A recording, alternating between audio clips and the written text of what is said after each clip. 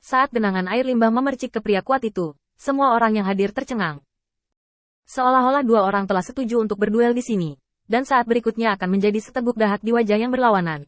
Tindakan Qin Yichen barusan tidak kalah mematikan. Bagaimana bisa keberadaan ksatria tingkat puncak tidak memiliki harga diri? Memimpin di tempat ini di mana kecepatan pemulihan daya sangat lambat berarti Anda memiliki kepercayaan penuh pada kekuatan Anda sendiri dan dapat mundur sepenuhnya setelah mengalahkan Qin Yichen. Tapi sekarang, Qin Yichen memberitahu orang-orang di depannya dengan fakta yang dingin. Apakah Anda akan melawan saya? Hanya kamu. Tinju pria itu mengepal saat kotoran mengalir dari pipinya. Betapa memalukan, betapa memalukan.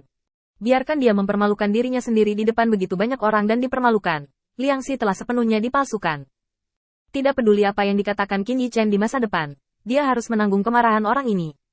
Pada saat ini, pria yang ingin membantu Qin Yichen juga tertawa, menatap pria di depannya, dan menggelengkan kepalanya. Aku tidak mengharapkannya. Sejak awal, aku tahu bahwa ini adalah tiruan. Ketika kamu melihatnya, apakah aku bermaksud menghalanginya? Hanya orang idiot sepertimu yang bisa dengan naif berpikir bahwa kamu telah menangkap kesalahan fatal lawan. Aku tidak akan berbicara denganmu lagi. Aku akan kembali ke kehidupanku.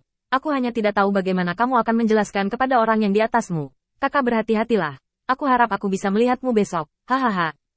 Dalam ledakan ejekan, mata yang disengat oleh kotoran sangat marah.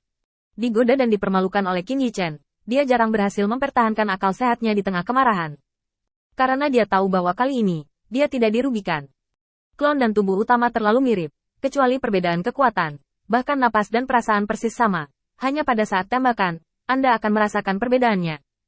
Dan ketika Qin Yichen tidak mengambil tindakan sebelumnya, satu-satunya kelemahan ini juga tersembunyi dengan baik. Jelas, saat ini, dia tidak menemukan cara yang cocok untuk memecahkannya, dan dia hanya akan mengetahuinya setelah Qin Yichen mengambil tindakan. Tapi Qin Yichen, klon yang lemah ini, sudah dimulai. Apakah masuk akal baginya untuk mengetahuinya? Ternyata tidak. Dalam lelucon ini, Qin Yichen akhirnya memenangkan kemenangan besar, karena metodenya sangat bagus. Lain kali biarkan aku menangkapmu, aku tidak akan ragu lagi. Diam-diam meletakkan kata-kata kasar, dan kemudian meninggalkan loteng dengan wajah muram. Setelah Qin Yichen meninggalkan loteng, dia tidak berhenti di tempat tinggal yang relatif aman ini, tetapi pergi jauh-jauh.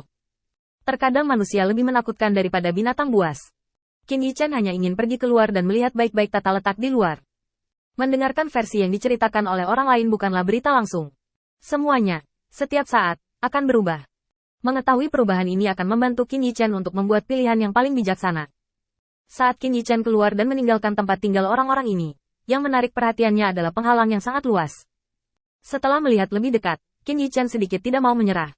Itu tidak bisa disimpan dengan baik untuk waktu yang lama, kan? Ada kemungkinan besar bahwa penghalang ini ditempatkan pada saat yang sama dengan persidangan yang diatur. Qin Yichen tidak percaya bahwa dalam jangka waktu yang lama, jika tidak ada yang mempertahankannya, dia masih bisa mempertahankan kekuatan awal. Segera ikuti bagian di mana penghalang dan perbatasan tanah berkeliaran sampai ke bawah.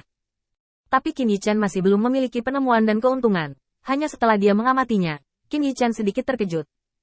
Melewati penghalang dengan santai, ketebalan penghalang ini bahkan tidak sebanding dengan penghalang di wilayah bintang Huotu. Dan itu lebih dari 1,5 bintang lebih tipis. Penghalang di wilayah bintang Huotu digunakan untuk menahan keberadaan ksatria di tahap tengah dan akhir.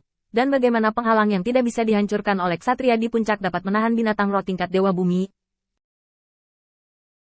Jelas ada sesuatu yang rumit tentang itu. Sepertinya aku benar-benar pergi dari sini kali ini, dan aku pergi untuk menanyakannya. Informasi yang mereka berikan agak salah.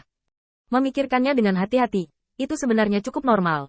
Bagaimanapun, ini adalah proses yang sangat wajar bagi sekelompok orang untuk tinggal di tempat ini terlalu lama, dan mereka tidak dapat menemukan jalan keluar. Apalagi dalam analisis akhir, orang-orang ini adalah pecundang yang tidak lulus tes ini. Jika mereka mengintegrasikan informasi mereka, mereka dapat menangani masalah ini dengan baik. Maka orang-orang ini tidak harus tinggal di sini selamanya. Saat Qin Yichen melewati penghalang, dunia luar langsung menjadi jelas. Di garis pandang Qin Yichen, dia melihat bukit rendah dan berbukit yang tak terhitung jumlahnya, dan di ujung garis pandang adalah gunung yang tinggi. Anda tidak perlu melakukannya. Pikirkan tentang itu. Di puncak gunung adalah tempat di mana binatang roh tingkat dewa bumi hidup. Qin Yichen melihat bunga di tangannya. Dia sudah mencoba hal ini. Dan itu dianggap sebagai kehidupan ekstra. Jadi penjelajahan ini tampak sedikit tanpa rasa takut.